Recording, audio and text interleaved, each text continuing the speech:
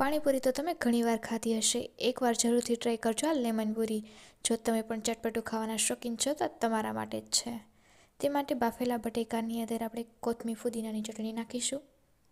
ત્યાર પછી લાલ મરચું પાવડર, સ્વાદ પ્રમાણે નમક, પાણીપુરીનો મસાલો છે તે નાખવો.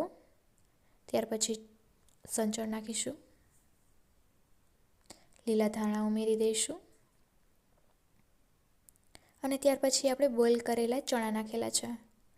ત્યાર પછી અડધા લીંબુનો રસ નાખીશું. તમે તમારા સ્વાદ પ્રમાણે ઓછો કે ઝાઝો કરી શકો છો. ત્યાર પછી બધી વસ્તુને સારી રીતે મિક્સ કરી લેવી. મિક્સ થયા બાદ આપણે પૂરીની અંદર તે મસાલો એડ કરીશું જે અત્યારે આપણે બનાવેલો હતો. ત્યાર પછી તેમાં ઝીણી સુધારેલી ડુંગળી અને બાફેલા ચણા નાખીશું. ત્યાર પછી તેમાં ચાટ મસાલો નાખીશું